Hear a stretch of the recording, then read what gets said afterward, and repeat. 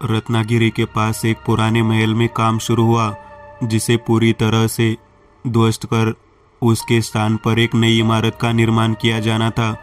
पुणे के बड़े बिल्डर जयवंत देशमुख का यह महत्वाकांक्षी प्रोजेक्ट था। प्रारंभ में किले की दीवारें हटाई गई, किले की किलेबंदी हटाई जाने लगी, बड़ी बड़ी मशीनों से हल उखाड़े गए, कई पत्थर निकले, लेकिन एक पत्थर नहीं हिला। कई कोशिशें की, कई कोशिशों के बाद भी वह नहीं हिला। इसलिए अंततः पत्थर तोड़ने के लिए डायनामाइट का उपयोग करने का निर्णय लिया गया। एक निश्चित स्थान पर पत्थर में विस्फोट कर दिया। इसके टुकड़े वही इधर उधर पड़े थे। कुछ मजदूर उस पत्थर के पास पहुंचे तो उन्हें वहां से एक सीढ़ी उतरती हुई दिखाई दी। राहुल वहां चीफ इंजीनियर था। उसने अपनी टॉर्च अंदर घुमाई। वह एक बेसमेंट था जो कुछ फीट गहरा था। उसने एक मजदूर को अपने साथ लिया और उस तहखाने में उतर गया। उस तहखाने में एक यज्ञ कुंड था। बहुत सी वस्तुएं थी। उन वस्तुओं पर समय का कोई प्रभाव नहीं पड़ा। टॉर्च घुमाते समय मजदूर की नज़र दीवार के एक कोने पर पड़ी। वहाँ कुछ अजीब था। वहाँ दीवार पर एक महिला की मूर्ति है। राहुल की नज़र उस तरफ थी। अंधेरा होने के कारण कुछ भी ठीक से दिखाई नहीं दे रहा था। वह धीरे धीरे प्रतिमा के पास पहुंचा। वह एक मूर्ति की तरह महसूस नहीं करती थी। वह एक वास्तविक महिला की तरह लग रही थी।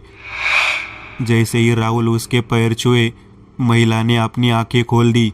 मजदूर ने यह दृश्य देखा और वो चौंक गया। सर, वह जीवित है। राहुल ने भी ऊपर देखा। उसकी आंखें खुली हुई थी। उसकी वो लाल आंखें राहुल पर टिकी थी। राहुल चौंक कर कुछ कदम पीछे हट गया। उसे एहसास हुआ कि मामला बहुत गंभीर है। उसने मजदूर से कहा, देखो, तुम बाहर किसी को बताओगे नहीं। इस तहखाने को पत्थरों से बंद कर दो और अभी काम बंद करो। यहाँ मैं कुछ लोगों को रोक रहा हूँ ताकि कोई तहखाने में न जाए। वे दोनों बाहर आए। उस बेसमेंट और आसपास के इलाके को सील कर दिया गया। राहुल ने जयवंत को फ़ोन किया और जो कुछ हुआ उसे बताया।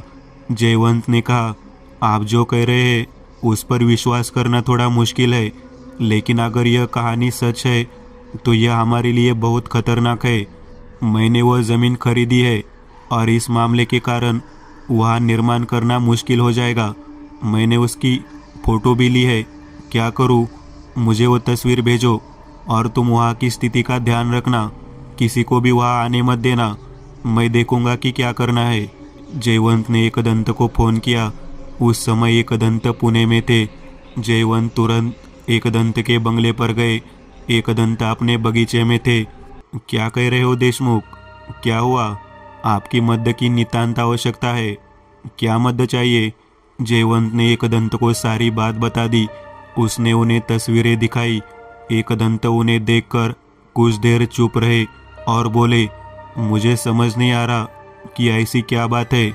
मुझे वहाँ जाकर देखना होगा। मैं आपके आने जाने और रहने का सारा इंतज़ाम कर दूंगा। मैं तुम्हारे साथ चलूँगा। तुम बस मुझे इस मामले से बचा लो। मैं ज़रूर ट्राई करूँगा देशमुख। जब जयवंत चला गया तो एकदंत अंदर आए और बोले, केशव, अपना हमेशा का सामान भर रखना। अपने कमरे में जाकर उन्होंने अपनी विशेष अलमारी से कुछ सामान निकाला। उन्होंने इसे अपने बैग में रख लिया। कुछ देर बाद जयवंत की कार आ गई। एकदंत, जयवंत और केशव उस महल की ओर चल पड़े। राहुल वही था। एकदंत ने फिर राहुल से उस तहखाने के बारे में जानकारी ली। एकदंत, वह जो भी है, क्या उसे मारना जरूरी है? राहुल, वो कौन है यह जाने बिना ऐसा बयान देना गलत है। इसमें हमें कोई खतरा नहीं है। यदि होता तो तुम जीवित बाहर नहीं आते। लेकिन आप क्या करें? चलो अंदर चलकर देखते हैं, फिर फैसला करेंगे। वहाँ पहुंचकर एकदंत ने टॉर्च ली और उस तहखाने की सीढ़ियाँ उतरने लगे। उनके पीछे राहुल, केशव और जयवंत थे। एकदंत ने उस तहखाने का गहन निरीक्षण किया। वे चीज़ों के समय से अवगत थे। वे सावधानी से उस महिला के पास पहुँचे जो दीवार से चिपकी हुई थी। उन्होंने उस पर टॉर्च घुमाई और उसकी बारीकियाँ देखी। उसकी आंखें बंद थी। छूते ही उसकी लाल आंखें खुल गई। एक क्षण को तो एकदंत भी उन आंखों से डर गए। कौन है तू? एकदंत ने पूछा। वह कुछ नहीं बोली। उसकी बंद आंखें वैसे ही रही। उसके चेहरे पर कोई भाव नहीं था। एकदंत ने अपने बैग से करे पानी की बोतल निकाली और उसके शरीर पर छिड़क दिया। उसे कुछ नहीं हुआ। क्या संयोग है, उसे कुछ नहीं हुआ, केशव ने कहा। केशव, जैसा कि मैंने अनुमान लगाया, उसे कुछ नहीं होगा। वो कोई राक्षस नहीं है। तो फिर वो कौन है? हमें यही खोजना होगा। इस तहखाने को अच्छी तरह से खोजो। तुम्हें यहाँ कुछ ना कुछ जरूर मिलेगा। विचारों बहुत देर तक तहखाने को देखते रहे। केशव को दीवार में एक गुप्त चाबी मिलती है। इसे दबाने से दीवार में लगा एक गुप्त दरवाजा अपने आप खुल गया। उसने अंदर देखा। वहाँ एक बड़ी सी किताब रखी हुई थी। एकदंत, यहाँ देखो, किसी तरह की किताब है। एकदंत ने वहाँ जाकर किताब का निरीक्षण किया और देखा कि कोई खतरा नहीं है, तो उन्होंने उसे बाहर निकाल लिया। किताब बड़ी थी, कवर अजीब था। एकदंत ने इसका पहला पन्ना देखा। एक कोने में ब्रह्मघृता लिखा हुआ है। पूरी किताब का बाकी हिस्सा खाली था। यह क्या एकदंत, किताब तो कोरी है, केशव ने कहा। यह खाली दिखता है, लेकिन ऐसा नहीं है। साथ ही क्या आपने देखा कि यह क्या कहता है? ब्रह्मघृता क्या है? मुझे भी नहीं पता केशव। ये नाम तो मैं पहली बार सुन रहा हूँ।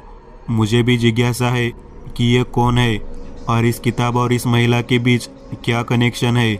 इसी बीच एकदंत का ध्यान उस महिला पर गया जो एकदंत की ओर देख रही थी।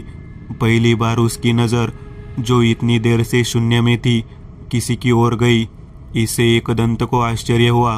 उन्होंने कुछ सोचा और किताब केशव के हाथ में दे दी। उसकी आंखें केशव की ओर घूम गई। मुझे लगा कि इसका इस किताब से कुछ लेना देना होगा। जिसके पास किताब है वो उसकी ओर अपनी आंखें घुमाती है। एकदंत ने पुस्तक हाथ में लेकर उसकी ओर देखते हुए कहा, क्या तुम ब्रह्मघृता हो? इस पर महिला ने सिर हिलाया। यह एकदंत सहित सभी के लिए एक और झटका था। महिला ने अब तक किसी को जवाब नहीं दिया था, लेकिन अब उसने जवाब दिया।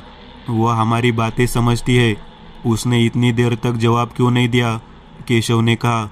मुझे लगता है कि उत्तर किताब का है, हमारा नहीं। वास्तव में यह कौन है?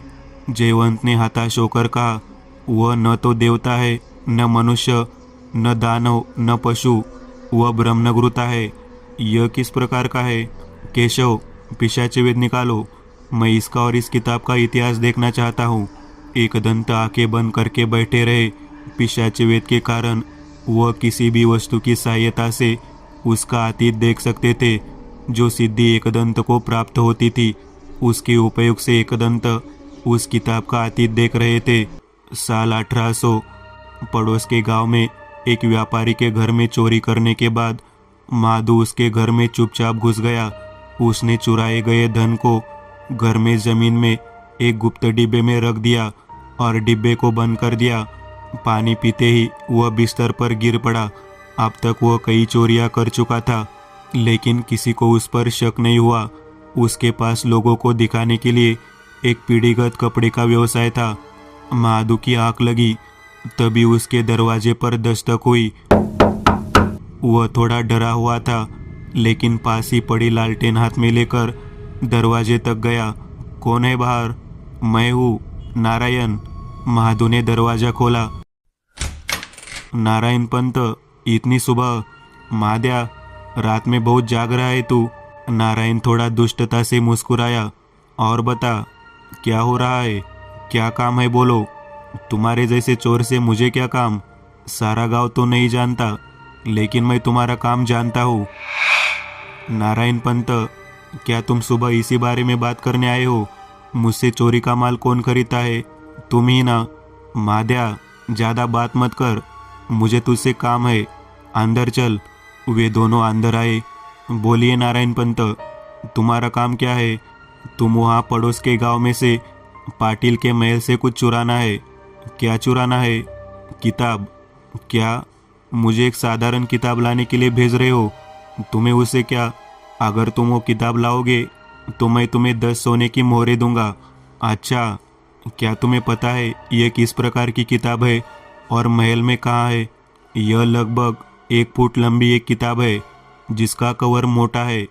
कवर भी वैसा ही है, चमड़े से निर्मित, काले रंग का। इसके प्रथम पृष्ठ के नीचे लिखा है, ब्रह्मनगुरुता। कल रात को मैं उस महल में जाऊंगा और वो किताब लाऊंगा। सुबह होते ही तुम्हारे पास आऊंगा। नारायण लगभग 40वें वर्ष के थे और उनका परिवार पीढ़ियों से गांव में बसा हुआ था। नारायण का स्वभाव लालची और षड्यंत्रकारी था। वह धन के लिए किसी भी हद तक जाने को तैयार था। पिछले कुछ सालों में उन्होंने कई बिजनेस कर अपनी संपत्ति में इजाफा किया था। नारायण ने महादू का घर छोड़ दिया। उसके मन में विचार आया कि नारायण ऐसी किताब के लिए इतने सारे सोने के सिक्के क्यों दे रहा है। दिन ऐसे ही बीत गया। रात्रि के दूसरे प्रहर में महादू बाहर आया। उसके काले कपड़े और चेहरे पर जमी मैल के कारण वह अंधेरे में आसानी से दिखाई नहीं दे रहा था और हर जगह एक भयानक सन्नाटा था। महादू उस महल के सामने आ गया। उसने रस्सी को महल की दूसरी मंजिल पर कगार पर फेंक दिया। रस्सी की कड़ी उस चट्टान पर अटक गई। उसे पकड़कर महादू ऊपर चला गया। दरवाजे में अंदर की तरफ कुंडी लगी हुई थी। अपने सामान्य उपकरण से उसने एक बारीक तार अंदर डाला और उलझे हुए तार को खींच दिया। कुंडा टूट गया था। उसने धीरे से दरवाजा धकेला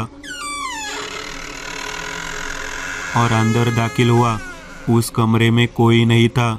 कमरे में धूल देखकर ऐसा लग रहा था कि कोई भी उस कमरे में नहीं जाता होगा। उसने इधर उधर देखा। उसे वहाँ ढेर सारी किताबें रखी हुई दिखाई दी। पास ही एक छोटी सी लालटेन जलाकर वह एक एक करके किताबें देखने लगा। कई किताबें देखने के बाद उसे किनारे पर कुछ बड़ी किताबें दिखी। उसने उन्हें अपने हाथ में ले लिया। उसे लगा कि किताब का वजन उम्मीद से कहीं ज़्यादा है। उसका आवरण सचमुच चमड़े का था। उसने पहले पन्ने पर देखा तो वही अक्षर थे, ब्रह्मनगुरुता। उसने किताब बैग में रखी और उसे कंधे पर उठाकर बाहर चला गया। जैसे जैसे वह चलता गया बैग का वजन बढ़ता गया। बाहर चांदनी फैल रही थी, इसलिए उसे चलने में कोई परेशानी नहीं हुई। इसी बीच उसके बैग में कुछ हिलता हुआ महसूस हुआ। वह डर गया क्योंकि उस समय बैग में उस किताब के अलावा कुछ भी नहीं था। उसने बैग नीचे रखा और बैग खोलकर अंदर देखा। अंदर किताब थी। वह आश्चर्यचकित था क्योंकि उसे इस बात का एहसास नहीं था कि उसने वास्तव में हलचल महसूस की थी। उस किताब को छूने की उसकी हिम्मत नहीं हुई। कैसे उसने बैग उठाया और तेजी से चलने लगा। रात्रि के तीसरे प्रहर वह नारायण के घर पहुंचा। महादू को देखकर नारायण मुस्कुराए। उसने वो थैला नारायण को दे दिया। नारायण ने अंदर देखा। अंदर वो किताबें थी जो उसे चाहिए थी। वाह महाद्या, अंदर आ। नारायण और महाद्या महल के मध्य में एक कमरे के पास पहुंचे जहां एक अलमारी थी। नारायण ने आसानी से अलमारी को सरकाया, नीचे झुके और फर्श के ऊपर दिखाई देने वाली एक छोटी सी कगार को पकड़ लिया और उसे ऊपर उठा लिया। यह एक दरवाज़ा था, तहखाने का। एक बड़ी सी सीढ़ी तहखाने की ओर जाती थी। नारायण उन सीढ़ियों से नीचे उतरे। उनके पीछे महादू लालटेन लेकर उतरा। तहखाना विशाल था। दीवारों पर मशालें जल रही थी। कई खूंटियों पर कुछ लटका हुआ था। वहाँ अजीब अजीब चीज़ें भरी हुई थी। वहाँ एक यज्ञ कुंड था। हालांकि उसमें आग नहीं थी, लेकिन चमकते अंगारे इस बात का सबूत दे रहे थे कि वहाँ कुछ हो रहा है। उसके बगल में मानव खोपड़ियाँ, मानव हड्डियाँ रखी हुई है। कुमकुम, बुक्का, नींबू जैसी कई सामग्रियाँ आसपास रखी रहती है। महादू आसपास का दृश्य देखकर हैरान रह गया। उसने ऐसी चीज़ें कभी नहीं देखी थी। जैसे वो एक साधारण चोर था। महाद्या, तूने बहुत अच्छा काम किया है। तू सोच भी नहीं सकता कि यह किताब क्या हासिल करा सकती है। यह कैसी किताब है नारायण पंत? महादया, इस पुस्तक में वो विज्ञान है जिसके द्वारा हम ब्रह्मगुरुता को प्रसन्न कर सकते हैं। यह किताब मायावी है। किताब लाते वक्त मैंने अनुभव किया है, लेकिन वास्तव में इसमें क्या है, समय रहते तुम्हें सब समझ आ जाएगा। अब मुझे तुम्हारी मदद की ज़रूरत है। मैं आपकी कैसे मदद कर सकता हूँ? मैं ये काम अकेले नहीं कर सकता। अगर तुम मेरी मदद करो तो मैं तुम्हें इतना सोना दूंगा कि तुम सोच भी नहीं सकते। मैं पैसे के लिए कुछ भी कर सकता हूँ, आप जानते हैं। ये बात तो मैं जानता हूँ, इसीलिए तुम्हें साथ ले जाकर हमें एक पूजा करनी है। मैं पिछले कई दिनों से इसकी तैयारी कर रहा हूँ। ये किताब सबसे महत्वपूर्ण चीज़ थी जो हमारे पास है। अब हमें एक और चीज़ लाने के लिए बाहर जाना होगा। और कौन सी चीज़? हमें एक युवा महिला का शव चाहिए। क्या? इसे कैसे प्राप्त करें? चिंता मत कर, मैंने इसकी व्यवस्था कर दी है। गांव के बाहर एक कब्रिस्तान है, हम वहां से एक लाश निकालेंगे। लेकिन हमें कैसे पता चलेगा कि कौन सी लाश एक युवा महिला की है? महादया, तुम मुझे अभी तक ठीक से नहीं जानते हो। मेरे पास कुछ ज्ञान है, मैं उसका उपयोग करके इसे पा सकता हूँ। रात्रि के दूसरे पहर वे बाहर आए। महादया हाथ में लालटेन, कुदाल और फावड़ा लेकर आगे आगे चल रहा था। नारायण उसके पीछे पीछे आ रहे थे। रात के कीड़ों की आवाज़ के अलावा और कोई आवाज़ नहीं थी। कच्ची सड़क के दोनों ओर घनी झाड़ियाँ थी। कुछ देर बाद वे उस कब्रिस्तान में पहुँचे। वहाँ एक बड़ा पीपल का पेड़ था। इसके आसपास कई कब्रें थी, कुछ टूटी हुई थी और कुछ पत्थर से बनी थी। नारायण आगे आया। वह अपने बैग से कुछ चीज़ें निकालकर नीचे रख रहा था। तभी माधु को अपनी बाईं ओर कुछ हिलता हुआ महसूस हुआ। कब्र पर कुछ हिल रहा था। माधु उधर देखने ही वाला था कि नारायण की आवाज़ आई। कहीं मत देखना, कुत्तों के भौंकने की आवाज़। कहीं दूर से उल्लू की आवाज़ आ रही थी। अंधेरी रात में उस कब्रिस्तान में वे ही एकमात्र जीवित प्राणी थे। वातावरण में गंदगी बढ़ती जा रही थी। इसी बीच माधु का ध्यान उस बड़े पीपल के पेड़ पर गया। अंधेरे में भी वहां बैठी हुई आकृति स्पष्ट दिखाई दे रही थी। लाल आंखें, बिखरे बाल, वह एक औरत थी। माधु उधर देखता है। नारायण ने माधु की ओर देखा। उसका शरीर कांप रहा था। जैसे उसने उसका हाथ खींचा, माधु को होश आ गया। कहा था ना, कहीं मत देखना। नारायण ने सामग्री सामने प्रस्तुत की और वह किसी विचित्र मंत्र के रूप में प्रारंभ हुई। इस तरह उसके सामने रखे नींबू में जान आनी शुरू हो गई। नींबू हिलने लगा। अचानक वह नींबू कब्रिस्तान में दौड़ने लगे। कई कब्रों में वह नींबू घुस गया। नारायण इधर उधर देख रहा था। अचानक उसे एक कब्र के पास हलचल महसूस हुई। उसमें से नींबू निकले। अन्य कब्रों से नींबू बाहर नहीं आए। वही कब्र। नारायण ने इशारा करते हुए कहा।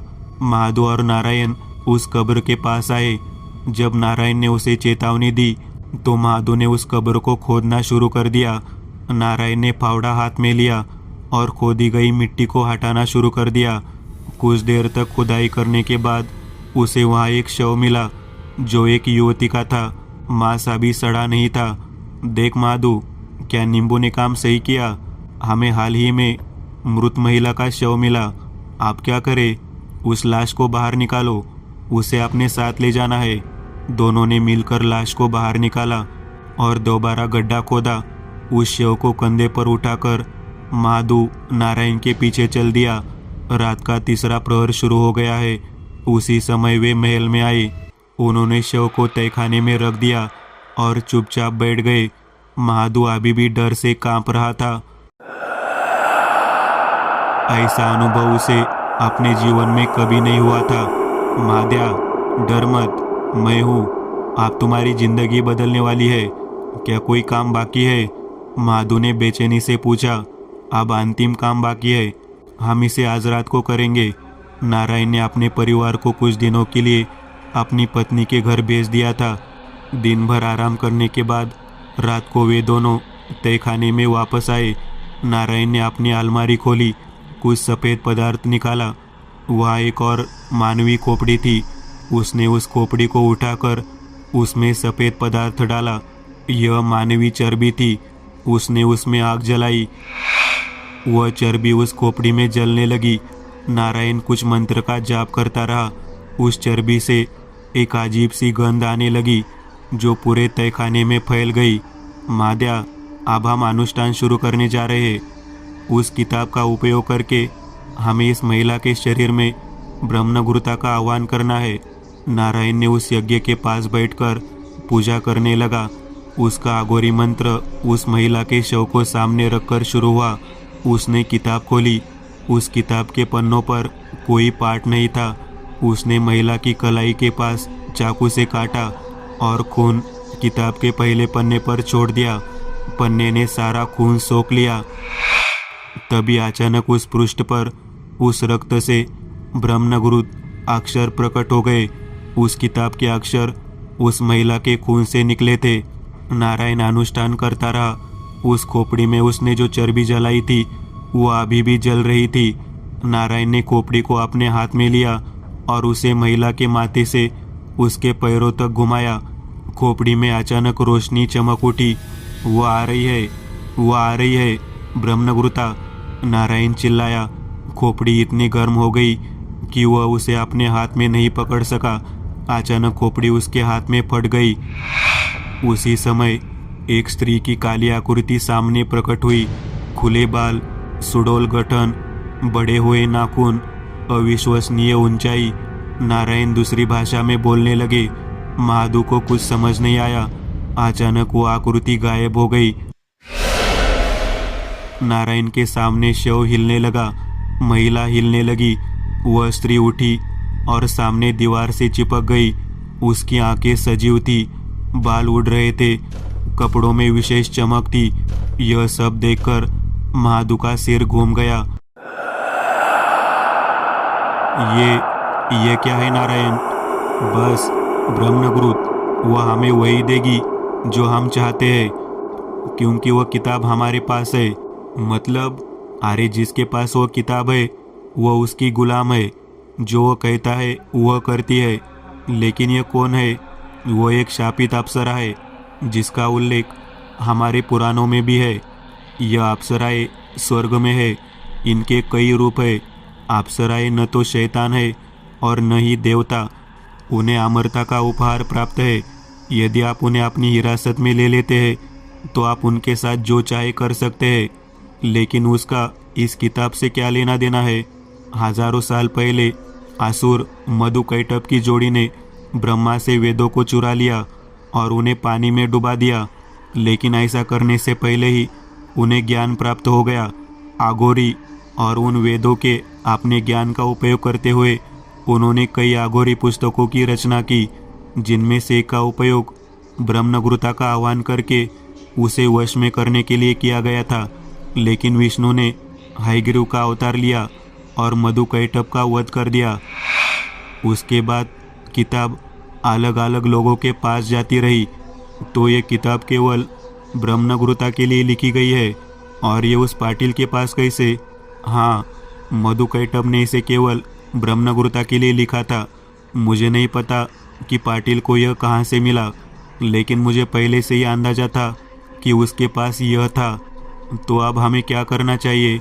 अगर वो ऐसे बाहर आ गई तो क्या होगा? इस तहखाने की सीढ़ियों के पास मैंने कुछ मंत्रों का उपयोग करके कुमकुम से एक रेखा खींची है। यह इसके पार नहीं आएगी। यह तहखाने में हमेशा के लिए रहेगी। लेकिन अगर उसे नष्ट करना हो तो इस किताब में उसे वापस भेजने का भी उपाय है। वह हमें क्या दे सकती है? आप तुम स्वयं ही देखो क्या होता है।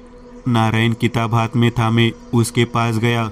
उसने उससे कहा, मुझे अभी 1000 सोने की मोहरें दो।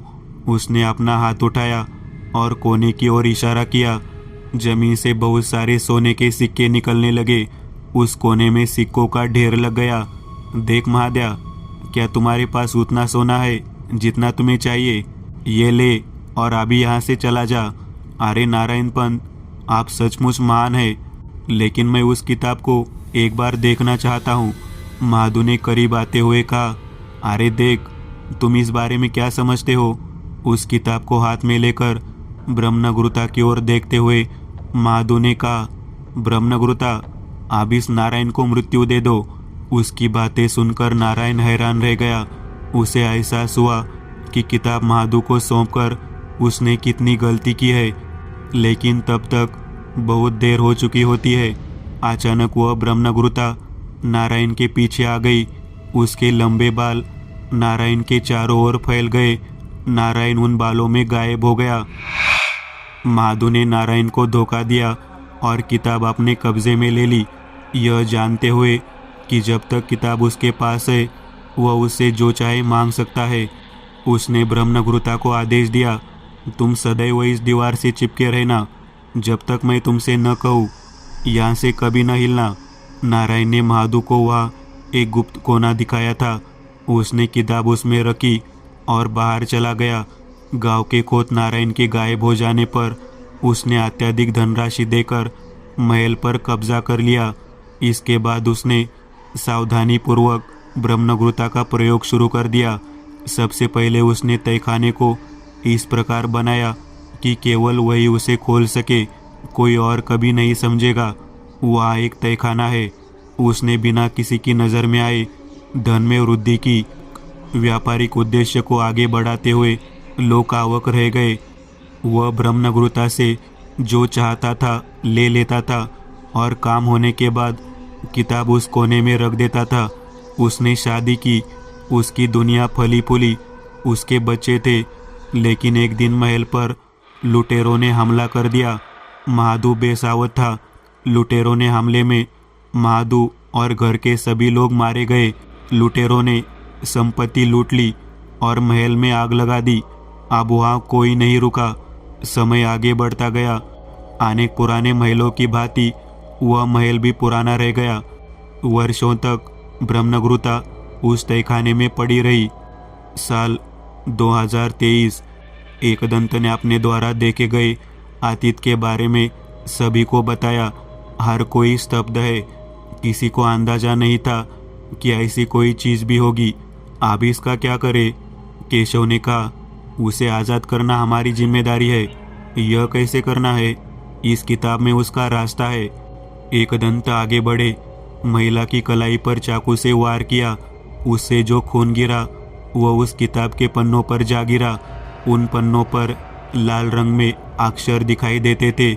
उस पुस्तक के अंत में ब्रह्मनगुरुता को वापस भेजने का विधान था। एकदंत ने अनुष्ठान पढ़ा। यह किताब आगोरी है केशव। हमें सामान्य चीज़ों के साथ साथ कुछ अजीब चीज़ों की भी ज़रूरत होगी। किस तरह की चीज़ें? मानव खोपड़ी और मानव चर्बी। अब हमें यह कहाँ मिल सकता है? जयवंत ने कहा, मैं वो देख लूँगा एकदंत। जयवंत के कई परिचित थे, तो उसी पहचान का इस्तेमाल करते हुए उसने एक अस्पताल से ये चीज़ें हासिल की। अगले दिन एकदंत और केशव सामान लेकर तहखाने में गए।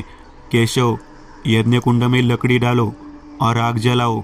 एकदंत ने उस किताब को हाथ में लेकर ब्रह्मनगुरुता की ओर देखते हुए कहा, वहाँ से नीचे आओ और इस यज्ञ के सामने यही लेट जाओ।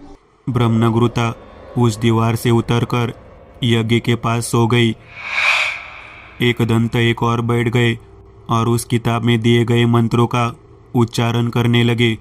काफ़ी देर तक मंत्र जाप करने के बाद एकदंत ने उस खोपड़ी में मनुष्य की चर्बी डालकर आग लगा दी। उन्होंने खोपड़ी को ब्रह्मनगुरुता के आधार से माथे तक विपरीत दिशा में घुमाया। खोपड़ी में रोशनी बढ़ गई। खोपड़ी फिर बहुत गर्म हो गई और अचानक फट गई। एक सफ़ेद आकृति हवा में गायब हो गई। वहाँ जो शरीर था वह पूरी तरह से सूख गया और केवल हड्डियाँ ही रह गई। एकदंत ने जयवंत और राहुल को वहाँ बुलाया। देशमुख, वह अब अपनी दुनिया में चली गई है। अब आपके लिए कोई बाधा नहीं है। लेकिन ये हड्डियाँ, जयवंत ने कहा, क्योंकि ब्रह्मनगुरुता इस शरीर में थी। यह शरीर ठीक था, वह चली गई, इसलिए सृष्टि के नियम फिर से इस शरीर पर लागू हुए। जिस महिला का यह शव है उसकी मौत 221 साल पहले हो गई थी। परिणाम स्वरूप उसका मांस गायब हो गया और केवल हड्डियाँ ही रह गई। तुम इन हड्डियों को जला दो। आपने बहुत मद्द की एकदंत। हमारे लिए ये तो नामुमकिन था। इससे मुझे यह भी एहसास हुआ कि इस दुनिया में बहुत सारी ताकतें हैं जिनके बारे में हम जानते भी नहीं है। उस स्थान पर काम फिर से शुरू हो गया। एक दंता अपनी आगे की यात्रा पर निकल पड़े।